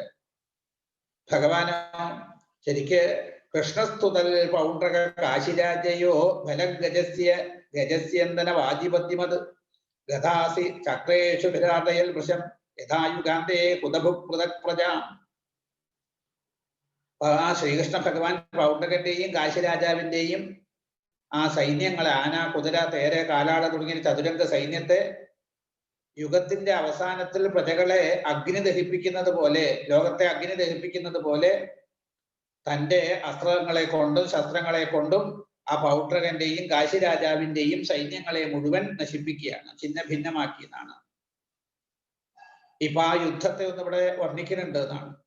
ശരിക്കും ആ യുദ്ധക്കളത്തില് നിറഞ്ഞു കിടക്കുന്നതായിട്ടുള്ള ആന, കുതിര, തേര്, കാലാള്, അതുപോലെ ഒട്ടകം, കഴുത ഇതിനെയൊക്കെ കാണുമ്പോ ശരീരമൊക്കെ മുറിവേറ്റ രീതിയിൽ, ചിലത് ശിരസ് നഷ്ടപ്പെട്ട രീതിയിൽ, ചിലത് കാല് നഷ്ടപ്പെട്ട രീതിയിൽ, ഇങ്ങനെ അംഗങ്ങൾക്കൊക്കെ ഭഗ്നം സംഭവിച്ചിട്ട് കിടക്കുന്ന ഈ ജന്തുക്കളെയൊക്കെ കാണുമ്പോൾ യുദ്ധവീരന്മാർക്ക് സന്തോഷവും ഭീരുക്കൾക്ക് ഭയവും ജനിപ്പിക്കുന്നതായിരുന്നു ആ യുദ്ധരംഗം എന്നാണ് പറയുന്നത്. ആ യുദ്ധക്കളം കൽപ്പാന്ത കാലത്തില് ലോകസംഹാരം ചെയ്യാൻ ഒരുങ്ങി പുറപ്പെട്ടിരിക്കുന്ന ശരിക്കും സംഹാര രുദ്രന്റെ ഭയങ്കരമായിട്ടുള്ള ക്രീഡാസ്ഥാനമാണോ എന്ന് തോന്നുന്നത് പോലെ ശോഭിച്ചു എന്നൊക്കെയാണ് ഇവിടെ. ഇപ്പോ അങ്ങനെ ആ യുദ്ധം അവിടെ, ആ യുദ്ധത്തില് ഭഗവാൻ ആ പൗഡ്രകന്റെയും കാശിരാജാവിന്റെയും സൈന്യങ്ങളെ മുഴുവൻ നശിപ്പിച്ചിട്ട് ഭഗവാൻ പൗഡ്രകനോട് പറഞ്ഞു, പൗഡ്രക, അങ്ങ് പറഞ്ഞ ലതാഹ പൗഡ്രകം ശൗരിഭോ പൗഡ്രക യത് ഭവാൻ ദൂതവാക്യേന മാമാഹ ധാന്യസ്ത്രാൻ ഉത്സൃജാമിതേ. അല്ല, അങ്ങ് ഏതൊന്നിനെ ഉപേക്ഷിക്കണം എന്ന് ദൂതൻ മുഖാന്തരം എന്നോട് ആവശ്യപ്പെട്ടുവോ ആ അസ്ത്രങ്ങളെ ഞാനിതാ നിന്റെ നേർക്ക് അയക്കുകയാണ്. ഭഗവാനോട് ആ പാഞ്ചജന്യം ഉപേക്ഷിക്കണം, അതുപോലെ ശാർങ്ങം ഉപേക്ഷിക്കണം, അതുപോലെ തന്നെ ആ ചക്രം ഉപേക്ഷിക്കണം എന്നൊക്കെയാണല്ലോ പറഞ്ഞത്. അപ്പൊ ആ അസ്ത്രങ്ങളെയൊക്കെ ഞാൻ ഇപ്പൊ അങ്ങയുടെ നേർക്ക് അയക്കുക എന്ന് പറഞ്ഞ് പൗഡ്രകന്റെ നേരെ ഭഗവാൻ ആ അസ്ത്രങ്ങളൊക്കെ അയക്കുകയാണ്. ത്യാജീക്ഷ്യേഭിധാനം മേ യത്വയാജ്ഞാ മൃഷാദൃതം വ്രജാമി ശരണം തേദ്യ യതിനേച്ചാമി സംയുഗം. നീ വ്യാജമായിട്ട് ധരിച്ചിരിക്കുന്ന നിന്റെ നാമത്തെ ഞാനിപ്പോ നിന്നെ കൊണ്ട് ഉപേക്ഷിപ്പിക്കുന്നതാണ്. ഇപ്പോ ഞാൻ നിന്നെ ശരണം പ്രാപിക്കണം എന്നാണ് നീ ആവശ്യപ്പെട്ടത്. അത് ഞാൻ യുദ്ധം ചെയ്യാൻ കഴിവില്ലാത്ത വരുന്നൊരു സന്ദർഭം വരികയാണെച്ചാൽ, എനിക്ക് യുദ്ധം ചെയ്യാൻ കഴിവില്ലാത്തൊരു സന്ദർഭം വരികയാണെച്ചാൽ അപ്പൊ ആലോചിക്കാമെന്നാണ്. ഇപ്പൊ ഞാൻ യുദ്ധത്തിന് തയ്യാറായിട്ടാണ് വന്നിരിക്കുന്നത്. ഇപ്പൊ അതിനുള്ള കഴിവ് എനിക്കുണ്ട്. അതുകൊണ്ട് ഞാൻ യുദ്ധത്തിന് തയ്യാറായിട്ട് നിൽക്കണമെന്നും പറഞ്ഞ് അസ്ത്രശസ്ത്രങ്ങളെ അയക്കിയ ഭഗവാൻ എന്നാണ്. ശരിക്ക് ആ പൗട്ടകനെ നിസ്സാരനാക്കിയിട്ട് മൂർച്ചയുള്ള ബാണങ്ങളെ കൊണ്ട് അവന്റെ തേരും കുതിരകളെയും ഒക്കെ നശിപ്പിച്ച ശേഷം എന്താ അവിടെ പറയണത്? ദേവേന്ദ്രൻ വജ്രേണ ഇന്ദ്രേണ യഥാഗിരേ, വജ്രേണേന്ദ്രോ യഥാഗിരേ എന്നാണ്. ഈ ദേവേന്ദ്രൻ വജ്രായുധം കൊണ്ട് പർവ്വതത്തിന്റെ ശിഖരങ്ങൾ, പണ്ട് പർവ്വതങ്ങൾക്കൊക്കെ ചിറകുള്ള കാലം ഉണ്ടായിരുന്നു അത്രേ. അപ്പൊ ആ ചിറക് കൊണ്ട് അവരെന്താ ചെയ്യുക? ഇങ്ങനെ പറക്കും മുകളിൽ കൂടെ. എന്നിട്ടോ ഏതെങ്കിലും ഒരു പ്രദേശത്ത് വന്നിരിക്കും, അവിടെയുള്ള ജനങ്ങളൊക്കെ ചാവുന്ന. ആ ഗ്രാമം തന്നെ ആ പർവ്വതങ്ങൾക്ക് അടിയിൽപ്പെട്ട് നശിക്കുന്നതാണ്. അത് കണ്ടപ്പോൾ ഇന്ദ്രന് സഹിച്ചില്ല. അപ്പൊ ഇന്ദ്രന് തന്റെ വജ്രായുധം കൊണ്ട് ഇന്ദ്രൻ പർവ്വതങ്ങളിലേക്ക് ചിറക് വെട്ടിയെന്നൊരു കഥയുണ്ട്.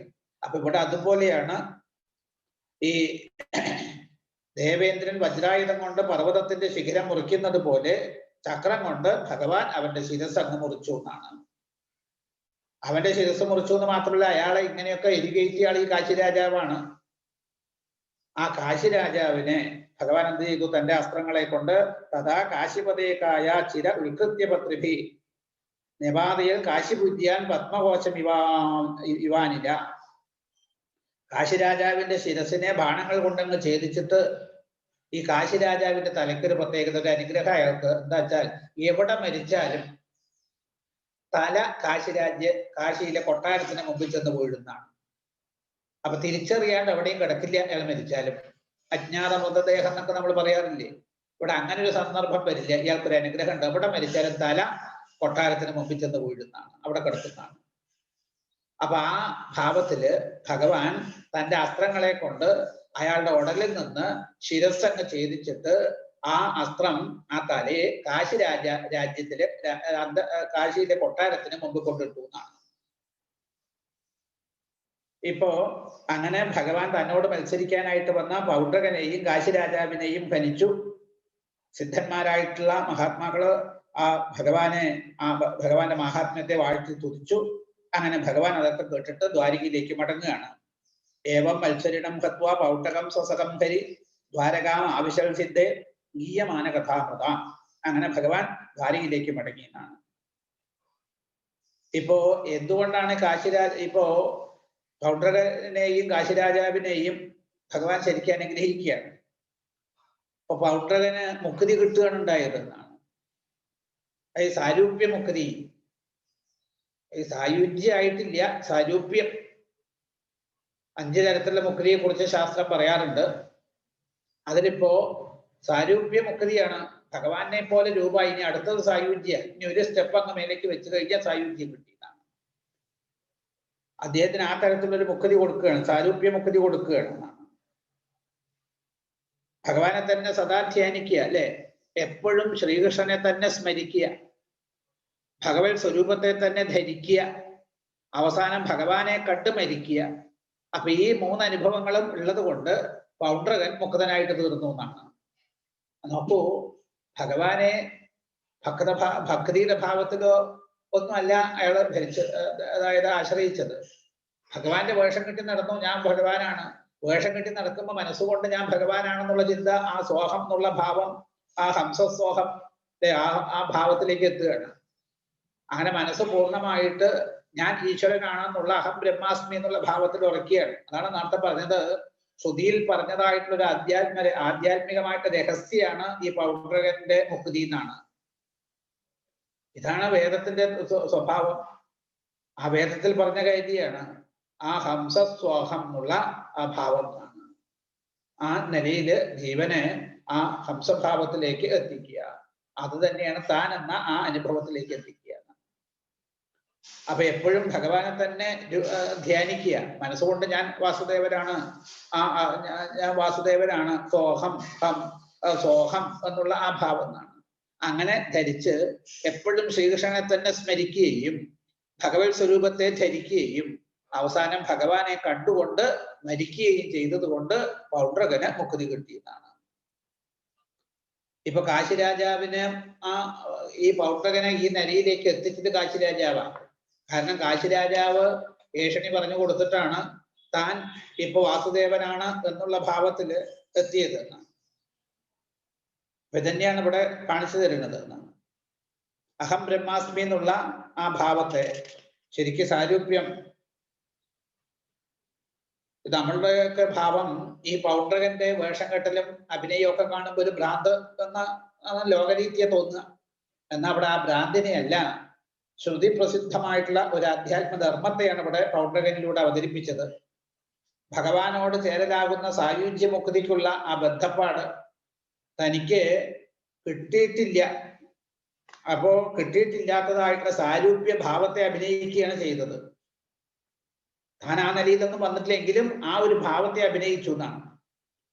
ആ അഹബ്രഹ്മാസ്മി എന്ന മഹാവാക്യത്തെ സഗുണഭാവത്തിൽ ഉപാസിക്കുക മാത്രമാണ് പൗണ്ഡ്രകൻ ചെയ്തത്.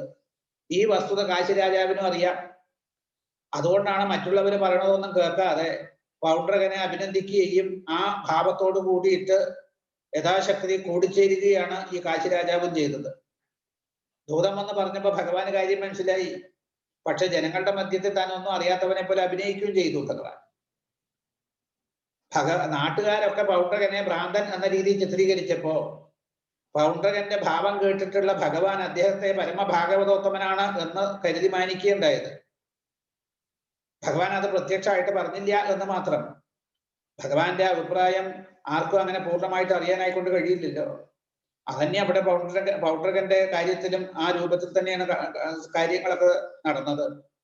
ജീവന് ഭഗവാനോട് കൂടി കൂടിച്ചേരാൻ തടസ്സമായി അതായത് വിലങ്ങുതടിയായിട്ട് നിൽക്കുന്നത് സ്ഥൂല സൂക്ഷ്മാദി ശരീരോപാധികളാണ്. ആ ഉപാധികളെ ഭഗവാൻ നീക്കിക്കൊടുത്തു. അതായത് സർവോപാധി വിനിർമുക്തനാക്കി തന്നോട് കൂട്ടി യോജിപ്പിച്ചു. ഇതാണ് യുദ്ധം കൊണ്ടും പൗണ്ഡ്രക വധം കൊണ്ടും സാധിപ്പിച്ച ഏറ്റവും വലിയ ഒരു കാര്യം.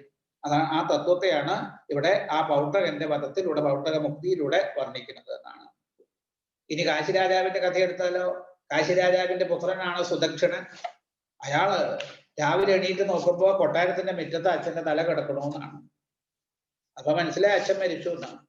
പിന്നെ അച്ഛന്റെ അന്ത്യേഷ്ടി കർമ്മങ്ങളൊക്കെ വേണ്ടതുപോലെ ചെയ്ത ശേഷം തന്റെ അച്ഛനെ കൊന്ന ആളോട് പ്രതികാരം ചെയ്യണം എന്ന ഒരു പ്രതികാര ഭാവം അദ്ദേഹത്തിന്റെ ഉള്ളിൽ. അതിനെന്താ ചെയ്തത്? കാശി വിശ്വനാഥനെ തപസ്സുകൊണ്ട് ആരാധിക്കുകയാണ്. കുറച്ചുകാലം ആരാധിച്ചു. ആ കാശി വിശ്വനാഥൻ അദ്ദേഹത്തിന് മുമ്പിൽ പ്രത്യക്ഷപ്പെട്ടു. എന്താ വേണ്ടത് എന്നാണ്. എന്റെ അച്ഛനെ കൊന്ന ആളോട് പ്രതികാരം ചെയ്യണം എന്നാണ്. അപ്പൊ കാശി വിശ്വനാഥൻ ഒരു ആഭിചാര ഹോമം ഉപദേശിച്ചു എന്നാണ്. ഈ ആഭിചാര ഹോമം നടത്തുക. ബ്രാഹ്മണ ഭക്തനല്ല അങ്ങയുടെ അച്ഛനെ കൊന്നത് എങ്കിൽ, ബ്രഹ്മമോ ബ്രഹ്മഭാവമോ ഇല്ലാത്ത ആളാണ് അങ്ങയുടെ അച്ഛനെ കൊന്നത് എങ്കിൽ, തീർച്ചയായിട്ടും ആ ആഭിചാര ഹോമത്തിൽ നിന്നുണ്ടാവുന്ന ആ ഭൂതം, ആ കൃത്തിക അച്ഛനെ കൊന്ന ആളെ നശിപ്പിക്കുന്നതാണ് പറഞ്ഞത്. അപ്പൊ ഭഗവാൻ വലിയ ബ്രാഹ്മണ ഭക്തനാണ്, ബ്രഹ്മം തന്നെയാണ്. അത് മനസ്സിലാക്കാനുള്ള ബുദ്ധി സുദക്ഷണനില്ല. അപ്പൊ ഇയാൾ എന്ത് ചെയ്തു? അവിടെ വെച്ച് ഉഗ്രമായിട്ടുള്ള ആഭിചാര ഹോമം നടത്തി എന്നാണ്. അതൊക്കെ എന്തിനാ ഈ കഥ പറയുന്നത് വെച്ചാൽ, ഈ വേണ്ടാത്ത കർമ്മങ്ങളുടെ പിന്നാലെ പോയി കഴിഞ്ഞാൽ അത് നമ്മളെ തന്നെ ഇല്ലാണ്ടാക്കും എന്ന് കാണിപ്പിക്കാൻ വേണ്ടിയിട്ടാണ്. എപ്പോഴും ഈ തമോ ഗുണ പ്രധാനമായിട്ടുള്ള ആരാധനയുടെ പിന്നാലെ ഒന്നും പോകരുത്. അത് ചെന്നു കഴിഞ്ഞാൽ പോയ നമ്മളെ അത് തന്നെ നശിപ്പിക്കും, യാതൊരു സംശയവും വേണ്ടെന്നാണ്. എപ്പോഴും നമ്മുടെ മനസ്സും നമ്മുടെ ആ സമ്പ്രദായമൊക്കെ സാത്വികമാവണം. അതുകൊണ്ടാണ് ഇനി ഏകാദശത്തിലെ 13ാമത്തെ അധ്യായത്തിൽ ഹംസാവതാരം പറയുമ്പോൾ ഈ മനഃശുദ്ധിക്കുള്ള ഒരു 10 ഘടകങ്ങളെ കുറിച്ച് പറയുന്നത് അവിടെ നിന്നാണ്. ഉപാസന സാത്വികമാവണം, മന്ത്രം ജപിക്കുന്നത് സാത്വിക മന്ത്രമാവണം, അതുപോലെ തന്നെ സാത്വികമായിട്ടുള്ള സമയത്ത് സാധനങ്ങൾ ചെയ്യണം, സാത്വികമായിട്ടുള്ള ദേശത്ത് താമസിക്കണം, സാത്വികമായിട്ടുള്ള വെള്ളയെ കുടിക്കാവൂ, സാത്വികമായിട്ടുള്ള മന്ത്രങ്ങളെ ജപിക്കാവൂ എന്നൊക്കെ പറയുന്നുണ്ട്. അപ്പൊ എപ്പോഴും രജോ ഗുണ തമോ ഗുണ പ്രധാനമായിട്ടുള്ള ആരാധനകളെ, ആ ഭാവങ്ങളെ മനസ്സിൽ നിന്ന് അകറ്റണം. അതാ പറഞ്ഞതിന്റെ അർത്ഥം. അല്ല ഈ രജോ ഗുണ തമോ ഗുണ പ്രധാനമായിട്ടുള്ള ഭാവത്തിൽ പോയി കഴിഞ്ഞാലോ തമോ ഗുണം നമ്മളെ നശിപ്പിക്കുകയും തന്നെ ചെയ്യും. സത്വഗുണാണ് നമ്മളെ രക്ഷിക്കുക. അപ്പൊ അത് മനസ്സിലാക്കാൻ വേണ്ടിയിട്ടാണ് ഇവിടെ ഇങ്ങനെ ഒരു കഥ. അവിടെ ആഭിചാര ഹോമം നടത്തി ആ അഗ്നിയിൽ നിന്ന് വലിയൊരു ഭൂതം ഉണ്ടായി. ആ ഭൂതം നേരെ ദ്വാരകയിലേക്ക് പോവുകയാണ് ഭഗവാനെ നശിപ്പിക്കാൻ വേണ്ടിയിട്ട്. ഇത് കണ്ട് ദ്വാരകാവാസികൾ നിലവിളിക്കുന്നുണ്ട്. അപ്പൊ ഭഗവാൻ എന്ത് ചെയ്തു? സുദർശന ചക്രത്തെ അയച്ചു. സുദർശനം വന്ന് ആ ഭൂതത്തെ നശിപ്പിക്കുകയാണ്. ഇപ്പോ പിന്നെന്താ ചെയ്തത്?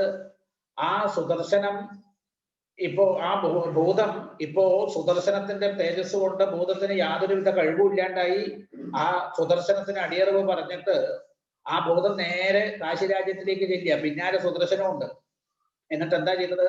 സുദക്ഷണനെ പരിവാരങ്ങളോടുകൂടി ആദ്യം നശിപ്പിച്ചു എന്നാണ്. അപ്പൊ നോക്കൂ, താൻ നശിപ്പിക്കാനായിട്ട് അയച്ച തന്റെ കർമ്മം കൊണ്ട് സൃഷ്ടിക്കപ്പെട്ട ഭൂതം തന്നെ നശിപ്പിക്കുകയാണ്. ഇതാണ് ആഭിചാര കർമ്മങ്ങളുടെയൊക്കെ സ്വഭാവം. തമോ ഗുണ പ്രധാനമായിട്ട് ആരാധനയുടെ സ്വഭാവം. അതിന്റെ പിന്നാലെ പോകരുത് എന്ന് കാണിച്ചു തരികയാണ്. അങ്ങനെ സുദക്ഷണനെയും കൂട്ടുകാരെയും ഒക്കെ നശിപ്പിച്ചു. അതിനുശേഷം ആ സുദർശനം കാശിരാജ്യത്തെയും അവിടെയുള്ള ആ അനുഭവങ്ങളെയൊക്കെ തകർത്തിട്ടാണ് പിന്നെ തിരിച്ച് ദ്വാരകയിലേക്ക് എത്തുന്നത് എന്നാണ്. ഇങ്ങനെയാണ് ആ കാശിയെ സുദക്ഷണനെ വധിച്ചതും കാശി രാജാവിന്റെ ആ ഭാവത്തെ കുറിച്ചും വർണ്ണിക്കുന്നത് എന്നാണ്. ഇത് ആരാണോ ഏതൽ ശ്രാവയൻ മധ്യ ഉത്തമ ശ്ലോക വിക്രമം സമാഹിതോ വാ ശൃണിയാൽ സർവഭാവയെ പ്രമുച്യതേ. ഉത്തമ ശ്ലോകനായിട്ടുള്ള ഭഗവാന്റെ കഥ ഏതൊരാളാണോ കേൾക്കുകയോ കേൾപ്പിക്കുകയോ ചെയ്യുന്നത് അവൻ സകലവിധ പാപങ്ങളിൽ നിന്നും മുക്തിയെ പ്രാപിക്കും എന്ന് ഫലശ്രുതി പറഞ്ഞിട്ടാണ് ഈ അധ്യായം അവസാനിപ്പിക്കുന്നത്. ഇനി അടുത്ത ബലരാമന്റെ മറ്റൊരു ലീലയെ വർണ്ണിക്കുകയാണ്, ദിവിതനെ വധിക്കുന്നത്. അത് നമുക്ക് അടുത്ത ദിവസം അനുസ്മരിക്കാം. ഏതായാലും ഇന്നത്തെ സത്സംഗം ഭഗവാന്റെ പാതാരവിന്ദങ്ങളിൽ സമർപ്പിച്ച് ഇവിടെ നിർത്താം. ഇന്ന് ഈ യജ്ഞം സമർപ്പണം നടത്തി ധന്യധന്യനായിട്ട് മഹാത്മാവാണ് വിനോദേവ് അശ്വതി നക്ഷത്രം. ബറോഡയിലാണ്. അവരാണ് ഇന്നത്തെ യജ്ഞ സമർപ്പണം നടത്തി ഭഗവാന്റെ അനുഗ്രഹത്തിന് പാത്രമായിട്ട് ധന്യരായിട്ടുള്ള മഹാത്മാവ്. അദ്ദേഹത്തിന്റെ ആ യജ്ഞ സമർപ്പണ മനോഭാവം കൊണ്ടാണ് നമുക്ക് ഇന്ന് ഭഗവാന്റെ മഹാത്മ്യങ്ങളെ കുറിച്ച് അനുസ്മരിക്കാനും പൗണ്ഡ്രകന്റെ ആ മുക്തിയെ കുറിച്ച് സ്മരിക്കാനും ഒക്കെ നമുക്ക് സാധിച്ചത്. അപ്പൊ അദ്ദേഹത്തിന് ആ ശ്രീകൃഷ്ണ ഭഗവാന്റെ അനുഗ്രഹം പൂർണ്ണമായിട്ടുണ്ടാവട്ടെ. ഗുരുവായൂരപ്പൻ അദ്ദേഹത്തെ സർവ്വപ്രകാരത്തിലും അനുഗ്രഹിക്കട്ടെ എന്ന് പ്രാർത്ഥിക്കുകയാണ്. പൂർവജന്മ സുഹൃതം കൊണ്ട് മാത്രമേ ഇങ്ങനെയുള്ള സമർപ്പണാദി കർമ്മങ്ങളൊക്കെ ചെയ്യാനും അതിലൂടെ ഈശ്വരോപാസന നടത്താനും അതിലൂടെ മറ്റുള്ളവർക്ക് ഈശ്വരോപാസനയ്ക്കുള്ള സൗകര്യം ചെയ്തു കൊടുക്കാനും നമുക്ക് കഴിയുള്ളൂ എന്നാണ്. അത് മനുഷ്യജന്മം കൊണ്ട് മാത്രം സാധിക്കുന്നതാണ്. ഈ മനുഷ്യജന്മം കിട്ടിയിരിക്കുന്നത് ഇങ്ങനെയുള്ള പുണ്യപ്രവൃത്തികൾക്ക് വേണ്ടിയിട്ടാണ്. ഈ ലോകത്തിൽ നമ്മൾ ഏത് പ്രവൃത്തി ചെയ്താൽ അതിന്റെ ഫലമൊക്കെ നശിക്കുന്നതാണ്. പക്ഷെ ഇങ്ങനെയുള്ള ആ ആധ്യാത്മിക പ്രവർത്തനങ്ങൾ നമ്മൾ ചെയ്യുമ്പോൾ ആ ഭഗവത് കഥകൾ പറയുക, അതിനുള്ള സൗകര്യം ഉണ്ടാക്കി കൊടുക്കുക, ഇതൊരിക്കലും നമുക്ക് നശിക്കുന്നതല്ല. ഇതാണ് നമ്മുടെയൊക്കെ പരമധർമ്മമായിരിക്കുന്നത്. ഈ കാണുന്ന ഭൗതികമായിട്ടുള്ള സമ്പത്തൊക്കെ നമ്മൾ ഇവിടെ ഇട്ടു പോകും. പക്ഷെ ഇങ്ങനെ ചെയ്യുന്ന സൽക്കർമ്മങ്ങളുടെ ഫലം ഉണ്ടല്ലോ, അത് നമ്മളെ അനുഗ്രഹിക്കും പരലോകത്തിൽ എന്നാണ്. അപ്പൊ അതിന് നല്ലൊരു സന്ദർഭം ഉണ്ടായതാണ്. ഭാവിയിലും ഇങ്ങനെയുള്ള കാര്യങ്ങളൊക്കെ ചെയ്യുമ്പോൾ ഇത്തരത്തിൽ സമർപ്പണമൊക്കെ നടത്താനുള്ള കഴിവും സന്മനസ്സും അദ്ദേഹത്തിന് ഈശ്വരൻ കൊടുക്കട്ടെ എന്ന് പ്രാർത്ഥിക്കുന്നു. ഏതൊരാഗ്രഹം മനസ്സിൽ വെച്ചുകൊണ്ടാണോ ഈ സമർപ്പണം ചെയ്തത്, ആ ആഗ്രഹം ശ്രീ ഗുരുവായൂരപ്പൻ അദ്ദേഹത്തിന് സാധിപ്പിച്ചു കൊടുക്കട്ടെ എന്ന് പ്രാർത്ഥിച്ചുകൊണ്ട് ഇന്നത്തെ സത്സംഗം ഭഗവത് പാതാരവിന്ദങ്ങളിൽ സമർപ്പിക്കാം. കായേന വാചാ മനസ്സേന്ദ്രിയർവാ ബുദ്ധ്യാത്മനാവാ പ്രകൃതേ സ്വഭാവാൽ കരോമി യദ്യ സകലം പരസ്മൈ നാരായണായേതി സമർപ്പയാമി.